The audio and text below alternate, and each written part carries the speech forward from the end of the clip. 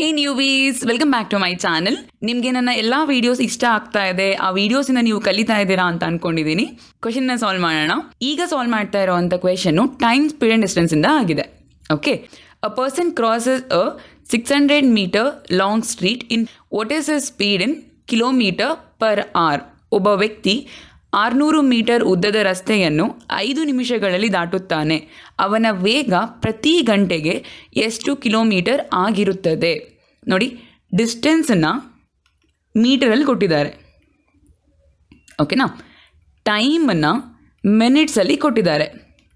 ಈಗ ನನಗೆ ಸ್ಪೀಡ್ ಯಾವುದ್ರಲ್ಲಿ ಬರುತ್ತೆ? ಮೀಟರ್ ಪರ್ ಮಿನಿಟಲ್ಲಿ ಬರುತ್ತೆ. ಅದು ಪ್ರಾಪರ್ ಅಲ್ಲ. ಮೀಟರ್ ಪರ್ ಸೆಕೆಂಡಲ್ಲಿ ತೊಗೊಳ್ಳಿ, ಇಲ್ಲ ಕಿಲೋಮೀಟರ್ ಪರ್ ಅವರಲ್ಲಿ ತೊಗೊಳ್ಳಿ. ಕಿಲೋಮೀಟರ್ ಪರ್ ಅವರಲ್ಲಿ ಬೇಕು ಅಂತ ಅಂದರೆ ಡಿಸ್ಟೆನ್ಸು ಕಿಲೋಮೀಟ್ರಲ್ಲಿ ಇರಬೇಕು, ಟೈಮು ಅವರಲ್ಲಿರಬೇಕು. ಈಗ ಡಿಸ್ಟೆನ್ಸನ್ನ ಮೀಟರಲ್ಲೇ ಇಟ್ಕೊಳ್ಳೋಣ. ಈ ಟೈಮಿಂಗ್ ಇದೆಯಲ್ವಾ, ಈ ಟೈಮಿಂಗನ್ನು ಸೆಕೆಂಡ್ಸ್ ಆಗಿ ಕನ್ವರ್ಟ್ ಮಾಡ್ಕೊಳ್ಳೋಣ. ಇಷ್ಟು ಈಸಿಯಾಗಿ ಸೆಕೆಂಡ್ಸ್ ಆಗಿ ಕನ್ವರ್ಟ್ ಮಾಡ್ಕೋಬೋದು. ಓಕೆ, ಈಗ ಸ್ಪೀಡ್ ಫಾರ್ಮುಲಾ ಏನು? Speed is equal to distance by time. Distance is equal to 600, time is equal to 5 into 60. ಆರಾಮ್ ಸೆ calculate ಮಾಡ್ಕೋಬೋದಲ್ವಾ? 60 1s 60 10s 5 1s 5 2s. ಈಗ ಸ್ಪೀಡ್ ಏನಾಗುತ್ತೆ? 2 ಯೂನಿಟ್ ಹೇಳ್ಬೋದಾ? ನೋಡಿ, ಡಿಸ್ಟೆನ್ಸ್ ಮೀಟರಲ್ಲಿದೆ, ಟೈಮ್ ಸೆಕೆಂಡ್ಸಲ್ಲಿದೆ. ಸೊ ಯೂನಿಟ್ ಏನು ಬರುತ್ತೆ? ಮೀಟರ್ ಪರ್ ಸೆಕೆಂಡಲ್ಲಿ ಬರುತ್ತೆ. ಆದರೆ ಕೇಳಿರೋ ಅಂಥದ್ದು ಏನು? Kilometre per hour. Metre per ಸೆಕೆಂಡನ್ನು ಕಿಲೋಮೀಟರ್ ಪರ್ ಅವರ್ ಆಗಿ ಕನ್ವರ್ಟ್ ಮಾಡಬೇಕು ಅಂದರೆ ಆ ವ್ಯಾಲ್ಯೂನ 18/5 ಮಲ್ಟಿಪ್ಲೈ ಮಾಡಬೇಕು. ಅರ್ಥ ಆಗ್ತಿದೆಯಾ? Very simple. 36 divided by 5. ಏನು 36 ಡಿವೈಡೆಡ್ ಬೈ 5? 7s 0.2s. ಈ ವ್ಯಾಲ್ಯೂ ಕಿಲೋಮೀಟರ್ ಪರ್ ಅವರಲ್ಲಿ ಬರುತ್ತೆ. Simple. Option D is the answer for this question. Next question ನೋಡಿ. 2 cars leaves a roadside restaurant at 1 p.m. One traveling east at 60 km per hour and other traveling west at 40 km per hour along a straight highway. At what time they would be 350 km apart? ಒಂದು ರಸ್ತೆಯ ಪಕ್ಕದ ರೆಸ್ಟೋರೆಂಟಿನಿಂದ ಮಧ್ಯಾಹ್ನ 1 ಗಂಟೆಗೆ 2 ಕಾರುಗಳು ಹೊರಡುತ್ತದೆ. ಅವುಗಳಲ್ಲಿ ಒಂದು car ಗಂಟೆಗೆ 60 kilometre ವೇಗದಲ್ಲಿ ಪೂರ್ವ ದಿಕ್ಕಿಗೆ ಮತ್ತು ಇನ್ನೊಂದು ಕಾರು ಗಂಟೆಗೆ 40 ಕಿಲೋಮೀಟರ್ ವೇಗದಲ್ಲಿ ಪಶ್ಚಿಮ ದಿಕ್ಕಿಗೆ ಒಂದು ನೇರವಾದ ಹೆದ್ದಾರಿಯಲ್ಲಿ ಚಲಿಸುತ್ತದೆ. ಯಾವ ಸಮಯದಲ್ಲಿ 2 ಕಾರುಗಳು ಒಂದಕ್ಕೊಂದು 350 ಕಿಲೋಮೀಟರ್ ಅಂತರದಲ್ಲಿರುತ್ತದೆ? ಈಗ ಇದು ರೆಸ್ಟೋರೆಂಟ್ ಅಂತ ತಗೊಳ್ಳೋಣ. ಓಕೆ, ಈ ರೆಸ್ಟೋರೆಂಟಿಂದ ಒಂದು ಕಾರು ಹಿಂಗೆ ಹೋಗ್ತಾ ಇದೆ, ಒಂದು ಕಾರು ಹಿಂಗೆ ಹೋಗ್ತಾ ಇದೆ. ಒಂದು ಈಸ್ಟಿಗೆ, ಒಂದು ವೆಸ್ಟಿಗೆ. ಈಸ್ಟ್ಗೆ ಹೋಗ್ತಾ ಇರೋ ಕಾರು 60 ಕಿಲೋಮೀಟರ್ ಪರ್ ಅವರ್ ಸ್ಪೀಡಲ್ಲಿ ಹೋಗ್ತಾ ಇದೆ. ವೆಸ್ಟಿಗೆ ಹೋಗ್ತಾ ಇರೋ ಕಾರು 40 ಕಿಲೋಮೀಟರ್ ಪರ್ ಅವರ್ ಸ್ಪೀಡಲ್ಲಿ ಹೋಗ್ತಾ ಇದೆ. ಅರ್ಥ ಆಯ್ತಾ? ಈಗ 1 ಅವರ್ಗೆ ಆ 2 ಕಾರ್ಗಳ ಮಧ್ಯೆ ಇರೋ ಡಿಸ್ಟೆನ್ಸ್ ಹೇಳ್ಬೋದಾ? ನೋಡಿ, ಇದು 40 ಹೋಗಿರುತ್ತೆ, ಇದು 60 ಹೋಗಿರುತ್ತೆ. ಆವಾಗ ಕಾರ್ಗಳ ಮಧ್ಯೆ ಡಿಸ್ಟೆನ್ಸ್ ಏನಾಗುತ್ತೆ? 100 ಕಿಲೋಮೀಟರ್ಸ್ ಅಷ್ಟೇ. ಮತ್ತು ಇನ್ನೊಂದು ಅವರ್ಗೆ ಏನಾಗುತ್ತೆ? ಇದು 40 ಹೋಗಿರುತ್ತೆ, ಇದು 60 ಹೋಗಿರುತ್ತೆ. ಅವಾಗ ಏನಾಗುತ್ತೆ? 2 ಕಾರ್ ಮಧ್ಯದಲ್ಲಿ ಡಿಸ್ಟೆನ್ಸು 200 ಕಿಲೋಮೀಟರ್ಸ್. ಮೈ ಕ್ಲಿಯರ್? Very simple. 1 ಅವರ್ಗೂ 100 ಕಿಲೋಮೀಟರ್ಸ್ ಜಾಸ್ತಿ ಆಗ್ತಾ ಹೋಗುತ್ತೆ. ಈಗ ಅವ್ರೇನು ಹೇಳ್ತಾ ಇರೋದು? 350 ಕಿಲೋಮೀಟರ್ಸ್ ಡಿಸ್ಟೆನ್ಸಲ್ಲಿ ಇರಬೇಕು. 1 ಅವರ್ಗೆ 100 ಕಿಲೋಮೀಟರ್ಸ್ ಆದರೆ ಫಸ್ಟು 300ಗೆ ಬರೋಣ. 300 ಕಿಲೋಮೀಟರ್ಸ್ಗೆ ಯಾವಾಗ ಆಗುತ್ತೆ? 3 ಅವರ್ಸಲ್ಲಿ ಆಗುತ್ತೆ ಅಲ್ವಾ? 300 ಆದಮೇಲೆ ಏನು ಬೇಕಾಗಿರೋದು? 50 ಕಿಲೋಮೀಟರ್ಸ್ ಅಷ್ಟೇ. ಸೊ 1 ಅವರ್ಗೆ 100 ಕಿಲೋಮೀಟರ್ ಅಂದರೆ 50 ಕಿಲೋಮೀಟರ್ಸ್ಗೆ ಇನ್ನೊಂದು ಹಾಫ್ ಆನ್ ಅವರ್ ಬೇಕು ಅಷ್ಟೇ. ಟೋಟಲ್ ಎಷ್ಟಾಯಿತು? ವೆರಿ ಸಿಂಪಲ್, 3.5 hours ಆಗುತ್ತೆ. ಓಕೆನಾ? ಆಪ್ಷನ್ಸ್ ನೋಡಿ, ಪಿ ಎಮ್ಮಲ್ಲಿದೆ. ಇವಾಗ ಏನು ಮಾಡಬೇಕು ಅಂದರೆ ಸ್ಟಾರ್ಟಿಂಗ್ ಟೈಮ್ ಏನು? 1 o'clock. ಆ 1 o'clockಗೆ ಈ 3.5 hours ಆ್ಯಡ್ ಮಾಡಬೇಕು ಅಷ್ಟೇ. ಎಲ್ಲಿಗೆ ಹೋಗ್ತೀವಿ? 4:30 p.m. That's it. Option A is the answer for this question. Next question is, Ram and Bharat travel the same distance at the speed of 6 km per hour and 10 km per hour respectively. If Ram takes 30 minutes longer than Bharat, the distance traveled by each is. Ram ಮತ್ತು ಭರತ್ ಒಂದೇ ದೂರವನ್ನು ಕ್ರಮವಾಗಿ ಗಂಟೆಗೆ 6 kilometre ಮತ್ತು ಗಂಟೆಗೆ 10 kilometre ವೇಗದಲ್ಲಿ ಪ್ರಯಾಣಿಸುತ್ತಾರೆ. ರಾಮನು ಭರತನಿಗಿಂತ 30 ನಿಮಿಷಗಳ ಹೆಚ್ಚು ಕಾಲ ತೆಗೆದುಕೊಂಡರೆ ಅವರಿಬ್ಬರು ಪ್ರಯಾಣಿಸಿದ ದೂರ. ಸಿಂಪಲ್ ಆಗಿದೆ, ಇಬ್ಬರೂ ಸೇಮ್ ಡಿಸ್ಟೆನ್ಸ್ ಟ್ರಾವೆಲ್ ಮಾಡ್ತಾರೆ. ಸೊ ಅದನ್ನು ಡಿಸ್ಟೆನ್ಸನ್ನು ಒಂದು ವೇರಿಯಬಲ್ ಆಗಿ ತಗೊಳ್ಳೋಣ, ಅಂದರೆ ಡಿ ಕಿಲೋಮೀಟರ್ಸ್ ಅಂತ ಇಟ್ಕೊಳ್ಳೋಣ. ಅರ್ಥ ಆಗಿದೆಯಾ? ಇದು ಈಕ್ವೇಷನ್ ಮೆಥಡಲ್ಲಿ ಆರಾಮ್ಸೆ ಸಾಲ್ವ್ ಮಾಡ್ಬೋದು. ನೋಡಿ, ಇಲ್ಲಿ ಯಾರು ಜಾಸ್ತಿ ಟೈಮ್ ತಗೋತಾರೆ? ರಾಮ್ ಅಲ್ವಾ? So time taken by Ram minus time taken by Bharat is equal to 30 minutes. ಇಷ್ಟೇ. ಈಗ ನನಗೆ ಡಿಸ್ಟೆನ್ಸ್ ಕಿಲೋಮೀಟ್ರಲ್ಲಿ ಬೇಕು ಅಂತ ಅಂದರೆ ಟೈಮು ಆರಲ್ಲಿರಬೇಕು. ಸೊ 30 ಮಿನಿಟ್ಸ್ನ ಏನಂತ ಬರ್ಕೊಳ್ಳಿ ನಾನು? ಹಾಫ್ ಆನ್ ಅವರ್ ಅಲ್ವಾ? ನಾವು ಟೈಮ್ ಟೇಕನ್ ಬೈ ರಾಮ್ ಅಂತ ಅಂದರೆ ಟೈಮ್ ಫಾರ್ಮುಲಾ ಏನಾಗುತ್ತೆ? Distance by speed. Distance D divided by speed of Ram 6 kilometer per hour. Time taken by Bharat distance divided by speed of Bharat 10 kilometer per hour is equal to 1/2. ಇದನ್ನು simplify ಮಾಡಿಕೊಂಡ್ರೆ answer ಸಿಗುತ್ತೆ. Simple. ನೋಡಿ, LCM ಏನಾಗುತ್ತೆ? 30 ಆಗುತ್ತೆ. So first value 5D, second value 3D is equal to 1/2. This is 1s are 15s are. ಈ 15 ಆ ಕಡೆ ಕಳಿಸೋಣ. 2D is equal to 15. D value ಏನಾಗುತ್ತೆ? 7.5 ಕಿಲೋಮೀಟರ್ಸ್. ಇಷ್ಟೇ. Option C is the answer for this question. I hope ಇದು ನಿಮಗೆ ಅರ್ಥ ಆಗಿದೆ ಅಂತ. ನೀವು ಈ ಕ್ವೆಶನ್ ಇದೆಯಲ್ಲ, ಇದು ಟ್ರೈನ್ ಟಾಪಿಕಿಂದ ಆಗಿದೆ. ಟ್ರೈನ್ಸ್ ಟಾಪಿಕನ್ನು ನಾನು ಬೇಸಿಕ್ಕಿಂದ ನೀಟಾಗಿ ಒಂದು ವಿಡಿಯೋದಲ್ಲಿ ಎಕ್ಸ್ಪ್ಲೈನ್ ಮಾಡಿಕೊಟ್ಟಿದ್ದೀನಿ. ಅದು ನಿಮಗೆ ಪ್ಲೇ ಲಿಸ್ಟಲ್ಲಿ ಸಿಗುತ್ತೆ. ಓಕೆ, ನೋಡಿ, ಇದು a train is running at a speed of 40 kilometre per hour and it crosses a post in 18 seconds. What is the length of the train? ರೈಲು ಗಂಟೆಗೆ 40 ಕಿಲೋಮೀಟರ್ ವೇಗದಲ್ಲಿ ಓಡುತ್ತದೆ. ಅದೇ ರೈಲು ಒಂದು ಕ್ರಾಸಿಂಗನ್ನು 18 ಸೆಕೆಂಡುಗಳಲ್ಲಿ ದಾಟಿ ಹೋಗುತ್ತದೆ. ಹಾಗಾದರೆ ಆ ರೈಲಿನ ಉದ್ದ ಎಷ್ಟು? ಲೆಂತ್ ಆಫ್ ದ ಟ್ರೈನ್ ಕೇಳ್ತಾ ಇದ್ದಾರೆ.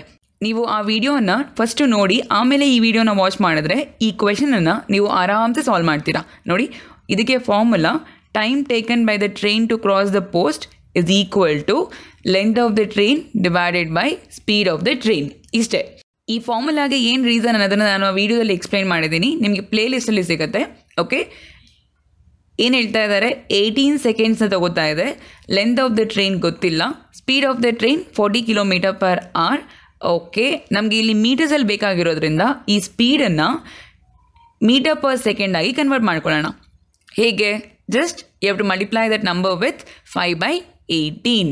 ಈಗ ಲೆಂತ್ ಆಫ್ ದ ಟ್ರೈನ್ ತಗೊಳ್ಳೋಣವಾ? Length of the train is equal to ಈ ವ್ಯಾಲ್ಯೂನ ಪೂರ್ತಿಯಾಗಿ LHS ಕಳಿಸಿ. Okay, 18 into 40 into 5/18. ಇದೆರಡನ್ನ ಕ್ಯಾನ್ಸಲ್ ಮಾಡ್ಕೊಳ್ಳೋಣ. ಏನಾಗುತ್ತೆ answer? 200 meters. Simple.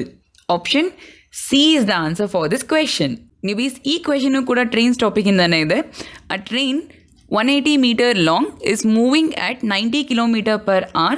The time taken by the train to cross a tunnel of length 120 meters long is. 180 metre ಉದ್ದದ ಒಂದು ರೈಲು ಗಂಟೆಗೆ 90 ಕಿಲೋಮೀಟರ್ ವೇಗದಲ್ಲಿ ಚಲಿಸುತ್ತದೆ. 120 ಮೀಟರ್ ಉದ್ದದ ಒಂದು ಸುರಂಗವನ್ನು ದಾಟಲು ರೈಲಿಗೆ ಬೇಕಾಗುವ ಸಮಯ. Time taken by the train to cross the tunnel. ಇದಕ್ಕೆ ಏನಾಗುತ್ತೆ ಫಾರ್ಮುಲಾ ಅಂದರೆ length of the train plus length of the tunnel, ಅದನ್ನು TL ಅಂತ ತೊಗೊತೀನಿ, divided by speed of the train. ಇಷ್ಟೇ. ನೋಡಿ, ಲೆಂತ್ ಆಫ್ ದ ಟ್ರೈನ್ ಏನು ಕೊಟ್ಟಿದ್ದಾರೆ? 180. ಲೆಂತ್ ಆಫ್ ದ ಟನಲ್ ಏನು ಕೊಟ್ಟಿದ್ದಾರೆ? 120. ಸ್ಪೀಡ್ ಆಫ್ ದ ಟ್ರೈನ್ ಇದೆಯಲ್ವಾ, ಇಲ್ಲಿ ಸ್ವಲ್ಪ ಹುಷಾರಾಗಿರಬೇಕು. ಏನಕ್ಕೆ ಅಂದರೆ ಟೈಮ್ ಸೆಕೆಂಡ್ಸಲ್ಲಿ ಬೇಕು. ಹಾಗಾದರೆ ನಮ್ಮ ಸ್ಪೀಡ್ ಏನರಲ್ಲಿರಬೇಕು? ಮೀಟರ್ ಪರ್ ಸೆಕೆಂಡಲ್ಲಿರಬೇಕು. ಇಲ್ಲೂ ಕೂಡ ಈ ವ್ಯಾಲ್ಯೂನ ನಾವು ಮೀಟರ್ ಪರ್ ಸೆಕೆಂಡ್ ಆಗಿ ಕನ್ವರ್ಟ್ ಮಾಡ್ಕೋಬೇಕು. ಹೇಗೆ? ಸಿಂಪಲ್. Multiply this with 5/18. ನೋಡಿ, ಇಲ್ಲಿ ಡಿಸ್ಟೆನ್ಸಲ್ಲಿ ವ್ಯಾಲ್ಯೂ ಮೀಟರಲ್ಲಿರುತ್ತೆ, ಸ್ಪೀಡಲ್ಲಿ ಮೀಟರ್ ಪರ್ ಸೆಕೆಂಡಲ್ಲಿರುತ್ತೆ. ಆಗ ಟೈಮ್ ಏನರಲ್ಲಿ ಬರುತ್ತೆ? ಸೆಕೆಂಡ್ಸಲ್ಲಿ ಬರುತ್ತೆ. ಅಷ್ಟೇ. ಆನ್ಸರ್ ಇಸ್ 300 ಡಿವೈಡೆಡ್ ಬೈ, ಇದು ನೋಡಿ, 18 1s 18 5s ಅಂದರೆ 25 ಆಗುತ್ತೆ. 25 ಇಂದ ಡಿವೈಡ್ ಮಾಡೋದು ಆರಾಮ್ಸೆ. ಇದನ್ನು 3 × 100 ಅಂತ ತೊಗೊಂಬಿಡಿ.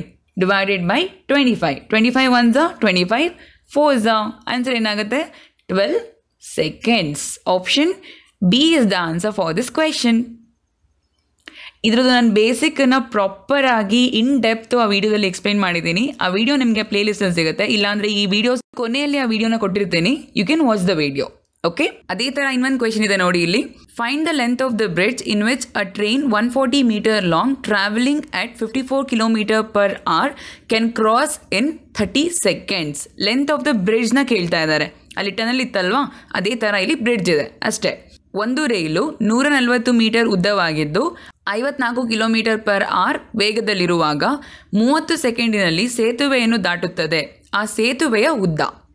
ಇದಕ್ಕೆ ಫಾರ್ಮುಲಾ ಏನಾಗುತ್ತೆ ಅಂದರೆ ನೋಡಿ, ಲೆಂತ್ ಆಫ್ ದ ಟ್ರೈನ್, ಅಲ್ಲಿ ಟನಲ್ ತೊಗೊಂಡಿದ್ವಿ ಅಲ್ವಾ, ಇಲ್ಲಿ ಬ್ರಿಡ್ಜ್ ತೊಗೋಬೇಕು ಅಷ್ಟೇ. Speed of the train. Okay, ಏನು ಕೊಟ್ಟಿದ್ದಾರೆ ಇಲ್ಲಿ? ಟೈಮ್ ಆಲ್ರೆಡಿ ಕೊಟ್ಟಿದ್ದಾರೆ 30 seconds ಅಂತ. Length of the train 140. ಈ ಬ್ರಿಡ್ಜ್ದು ಲೆಂತ್ ಗೊತ್ತಿಲ್ಲ, ಎಲ್ ಬಿ ಅಂತಲೇ ತೊಗೊಳ್ಳೋಣ. Speed of the train 54. ಇಲ್ಲಿ ಕೂಡ ಮರಿಬಾರ್ದು, ಡಿಸ್ಟೆನ್ಸ್ ಮೀಟರಲ್ಲಿ ಬೇಕು ಅಂತ ಅಂದರೆ ಸ್ಪೀಡು ಮೀಟರ್ ಪರ್ ಸೆಕೆಂಡಲ್ಲಿ ಇರಬೇಕು. ಇದನ್ನು 5/18 ಮಲ್ಟಿಪ್ಲೈ ಮಾಡ್ಕೊಳ್ಳಿ. ಓಕೆ, ದೆನ್ ಇಲ್ಲಿ ಸಿಂಪ್ಲಿಫೈ ಮಾಡಿ ಎಲ್ ಬಿ ವ್ಯಾಲ್ಯೂನ ಕಂಡುಹಿಡಿಯಬೇಕು ಅಷ್ಟೇ, length of the bridge. So ಇದನ್ನು 140 plus length of the bridge ಅಂತ ಇಟ್ಕೊಳ್ಳೋಣ. ಈ ವ್ಯಾಲ್ಯೂನ ಪೂರ್ತಿಯಾಗಿ ಎಲ್ಲ ಜೊತೆ ಕಳಿಸಿ. ಏನು ಸಿಗುತ್ತೆ? 30 × 54 × 5/18. ಈ ವ್ಯಾಲ್ಯೂ ಏನಾಗುತ್ತೆ? 18 1s 18 3s. Very simple. 30 × 3 90, 90 × 5 450 ಅಲ್ವಾ? ಲೆಂತ್ ಆಫ್ ದ ಬ್ರಿಡ್ಜ್ ಏನು ಮಾಡೋಣ? ಇಲ್ಲಿ ನೋಡಿ, ಈ 140ನ ಈ ಕಡೆ ತೊಗೊಳ್ಳೋಣ, -140 ಆಗುತ್ತೆ. 450 - 140, length of the bridge is equal to 310 meters. Option B is the answer for this question. Easy ಇದೆ ಅಲ್ವಾ? Maybe next question from time, speed and distance. A man's speed with the current is 15 km per hour and the speed of the current is 2.5 km per hour. The man's speed against the current. Current ಅಂತ ಅಂದರೆ river. ಓಕೆನಾ? ಪ್ರವಾಹದ ಜೊತೆಗಿನ ಒಬ್ಬ ಮನುಷ್ಯನ ವೇಗವು ಗಂಟೆಗೆ 15 ಕಿಲೋಮೀಟರ್ಗಳಾಗಿದ್ದಲ್ಲಿ ಮತ್ತು ಪ್ರವಾಹದ ವೇಗವು ಗಂಟೆಗೆ 2.5 ಕಿಲೋಮೀಟರ್ ಆಗಿದ್ದಲ್ಲಿ ಅದೇ ಮನುಷ್ಯನ ಪ್ರವಾಹದ ವಿರುದ್ಧದ ವೇಗವು ಎಷ್ಟಿರುತ್ತದೆ? ನೋಡಿ, ಈಗ ವಾಟರ್ ಫ್ಲೋ ಈ ಡೈರೆಕ್ಷನ್ಲಿದೆ ಅಂತ ತಗೊಳ್ಳೋಣ. ಓಕೆನಾ? ಈ ಪರ್ಸನ್ ಇದಾರಲ್ಲ, ಈ ಮನುಷ್ಯ, ಇದೇ ಫ್ಲೋಯಲ್ಲಿ ಹೋದರೆ, ಇದೇ ಡೈರೆಕ್ಷನಲ್ಲಿ ಹೋದರೆ ಅದನ್ನು ನಾವು ಡೌನ್ ಸ್ಟ್ರೀಮ್ ಸ್ಪೀಡ್ ಅಂತ ಕರಿತೀವಿ.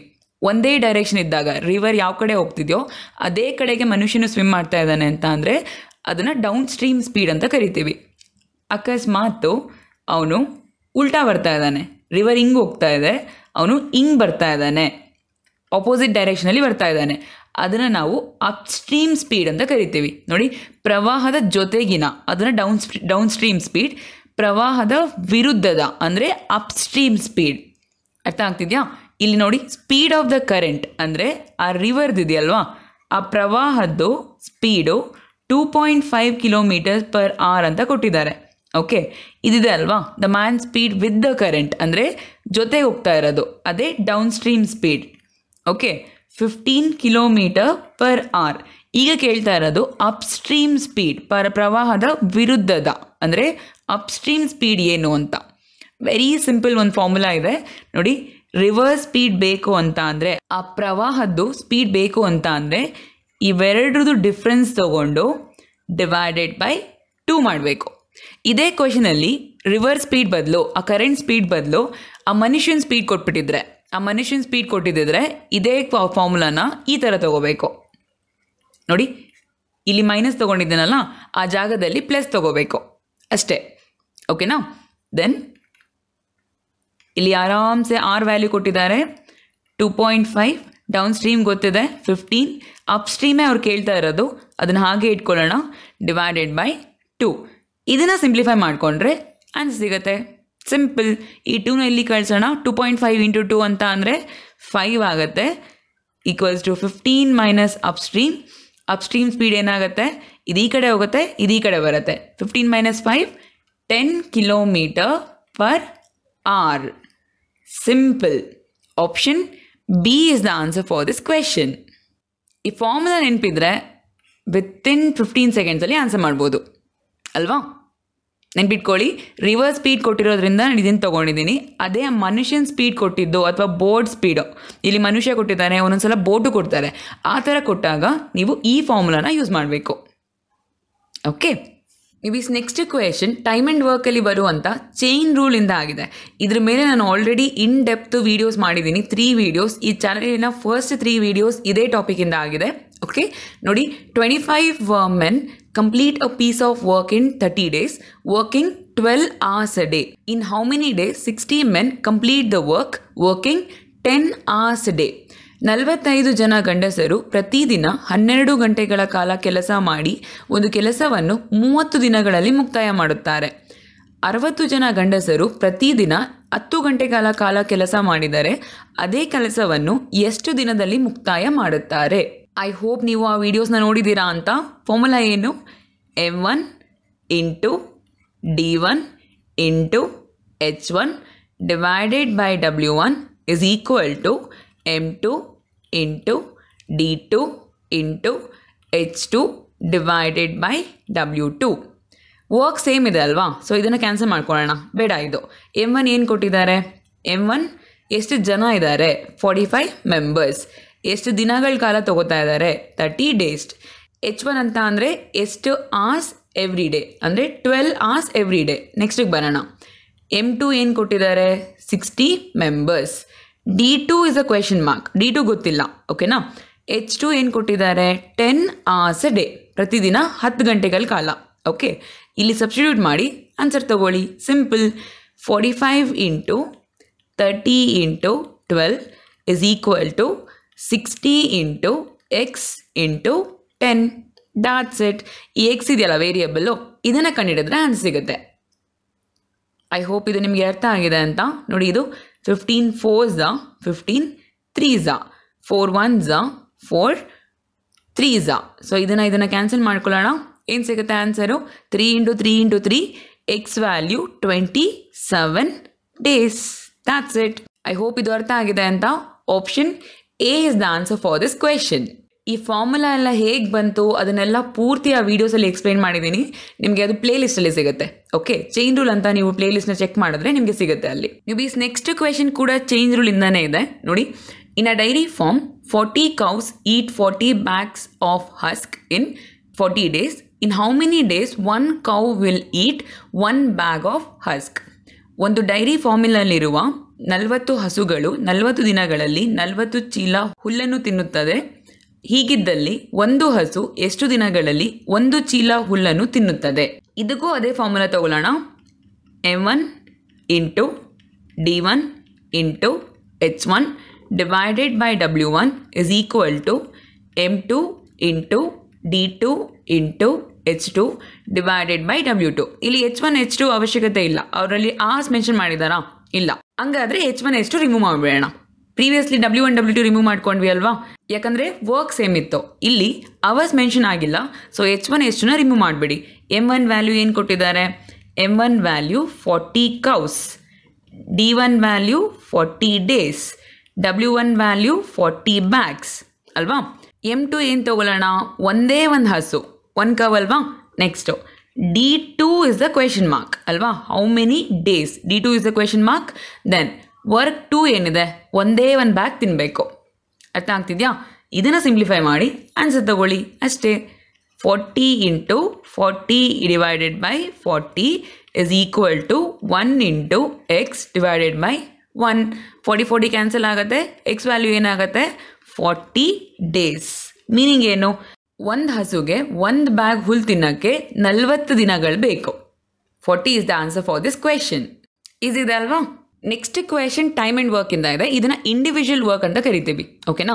ಒಬ್ಬರು ಎಷ್ಟು ದಿನ ತಗೋತಾರೆ, ಇನ್ನೊಬ್ರು ಎಷ್ಟು ದಿನ ತಗೋತಾರೆ, ಇಬ್ಬರು ಸೇರ್ಕೊಂಡು ಮಾಡಿದಾಗ ಎಷ್ಟು ದಿನ ತಗೋತಾರೆ? ಈ ಥರ ಕ್ವೆಶನ್ಸಲ್ಲಿ ಇದು ಒನ್ ಆಫ್ ದ ಕ್ವೆಶನ್ಸ್. ನೋಡಿ, A is twice as good as workman B and together they finish a work in 18 days. In how many days A alone will finish the work? ಏನು ಬಿಯ 2ರಷ್ಟು ಉತ್ತಮ ಕೆಲಸಗಾರನಾಗಿದ್ದು ಇಬ್ಬರು ಜೊತೆಯಾಗಿ ಒಂದು ಕೆಲಸವನ್ನು 18 ದಿನಗಳಲ್ಲಿ ಮುಕ್ತಾಯ ಮಾಡುತ್ತಾರೆ. ಎ ಒಬ್ಬನೇ ಎಷ್ಟು ದಿನಗಳಲ್ಲಿ ಆ ಕೆಲಸವನ್ನು ಮಾಡುತ್ತಾನೆ? ಯಾವಾಗಲೂ ನೆನ್ಪಿಟ್ಕೊಳ್ಳಿ, ನೀವು 1 ದಿನದ್ದು, 1 hour, 1 month ಈ ಥರ ಶುರು ಮಾಡಬೇಕು. ಓಕೆ, ಇಲ್ಲಿ ಡೇಸಲ್ಲಿ ಕೊಟ್ಟಿದ್ದಾರಲ್ವ ವ್ಯಾಲ್ಯೂ, 1 ದಿನದಲ್ಲಿ ಅಂತ ತಗೊಳ್ಳೋಣ. 1 ದಿನದಲ್ಲಿ ಎ 2 ಯೂನಿಟ್ಸ್ನ ಮಾಡಿದ್ರೆ ಬಿ ಬರೀ 1 ಯೂನಿಟ್ನ ಮಾಡ್ತಾನೆ. ಅದೇ ಅಲ್ವಾ ಇದ್ರದ್ದು ಮೀನಿಂಗು. ಏನು ಬಿಯ 2ರಷ್ಟು ಉತ್ತಮ ಕೆಲಸಗಾರನಾಗಿದ್ದು. ಅಂದರೆ ಬಿ 1 ಯೂನಿಟ್ ಮಾಡಿದ್ರೆ ಎ 2 ಯೂನಿಟ್ಸ್ ಮಾಡ್ತಾನೆ. ಇಲ್ಲ ಎಕ್ಸಾಂಪಲ್ ತಗೊಳ್ಳೋಣ, ಬಿ 1 ಚಾಕ್ಲೇಟ್ ತಿಂದರೆ ಅದೇ ಟೈಮಲ್ಲಿ ಎ 2 ಚಾಕ್ಲೇಟ್ ತಿಂದಿರ್ತಾನೆ. ಅರ್ಥ ಆಯ್ತಾ ಇವಾಗ? ಓಕೆ, ಇವರಿಬ್ಬರು ಸೇರ್ಕೊಂಡು ವರ್ಕ್ ಮಾಡಿದ್ರೆ 1 ದಿನದಲ್ಲಿ ಎಷ್ಟು ಯೂನಿಟ್ಸ್ ಮಾಡ್ತಾರೆ? 1 ದಿನದಲ್ಲಿ ಇವನು 2 ಮುಗಿಸ್ಕೊಡ್ತಾನೆ, ಇವನು 1, ಟೋಟಲ್ ಆಗಿ 3 ಯೂನಿಟ್ಸ್ ಇಬ್ಬರು ಮಾಡ್ತಾರೆ. ಸೇರಿಕೊಂಡು 3 ಯೂನಿಟ್ಸ್ ಫಿನಿಶ್ ಮಾಡ್ತಾರೆ ಅಲ್ವಾ? ಇಬ್ಬರು ಸೇರಿಕೊಂಡು ವರ್ಕ್ ಮಾಡಲಿಕ್ಕೆ 18 ದಿನಗಳನ್ನ ತೊಗೊಂಡಿದ್ದಾರೆ. ಅಂದರೆ 1 ದಿನದಲ್ಲಿ 3 ಯೂನಿಟ್ಸ್ ಮಾಡಿದ್ರೆ ನೋಡಿ, 1 ದಿನದಲ್ಲಿ 3 ಯೂನಿಟ್ಸ್ ಮಾಡಿದ್ರೆ 18 ಡೇಸಲ್ಲಿ ಎಷ್ಟು ಯೂನಿಟ್ಸ್ ಮಾಡಿರ್ತಾರೆ? ವೆರಿ ಸಿಂಪಲ್, 18 × 3 ಅಂದರೆ 54 ಯೂನಿಟ್ಸ್ನ ಮಾಡಿರ್ತಾರೆ. ಇದೇನೇ ಟೋಟಲ್ ವರ್ಕು. ಅರ್ಥ ಆಗ್ತಿದೆಯಾ? ಇವರಿಬ್ಬರು ಸೇರಿಕೊಂಡು ಈ 54 ಯೂನಿಟ್ಸ್ನ ಮಾಡಲಿಕ್ಕೆ 18 ದಿನಗಳನ್ನ ತೊಗೊಂಡಿರ್ತಾರಂತೆ. ಈಗ ಇದೇ 54 ಯೂನಿಟ್ಸನ್ನು ಬರೀ ಎಗೆ ಕೊಟ್ಟಿದ್ದಾರೆ, ನೀನೊಬ್ಬನೇ ಮಾಡು ಅಂತ. ಎಷ್ಟು ದಿನ ತೊಗೋಬೋದು ಎ? ನೋಡಿ, time taken by A to finish 54 units. ಈ 54ನ್ನು ಎದು 1 ದಿನದ ವರ್ಕಿಂದ ಡಿವೈಡ್ ಮಾಡ್ಕೊಳ್ಳಿ. ಎ ಒಂದೊಂದು ದಿನಕ್ಕೆ 2 ಯೂನಿಟ್ಸ್ ಮಾಡಿದ್ರೆ 54 ಯೂನಿಟ್ಸ್ನ ಮಾಡಲಿಕ್ಕೆ ಎಷ್ಟು ದಿನ ತೊಗೋಬೋದು? ಡಿವೈಡೆಡ್ ಬೈ 2, 27 ದಿನಗಳು. ಇಷ್ಟೇ. ಈಗ 1 ದಿನದಲ್ಲಿ 2 ಚಾಕ್ಲೇಟ್ ತಿಂತೀರಾ ಅಂತ ತೊಗೊಳ್ಳಿ. ಅದೇ 10 ಚಾಕ್ಲೇಟ್ ತಿನ್ನೋಕ್ಕೆ ಎಷ್ಟು ದಿನ ತೊಗೊತೀರಾ? 5 ದಿನಗಳಲ್ವಾ? ಅದೇ ಥರ 1 ದಿನದಲ್ಲಿ ಎ 2 ಯೂನಿಟ್ಸ್ನ ಮಾಡಿದ್ರೆ 54 ಯೂನಿಟ್ಸ್ನ ಫಿನಿಶ್ ಮಾಡಲಿಕ್ಕೆ ಎಷ್ಟು ದಿನ ತೊಗೋಬೋದು? 27 ದಿನಗಳು ಅಷ್ಟೇ. Option C is the answer for this question. ತುಂಬ ಈಸಿ ಇದೆ ಅಲ್ವಾ?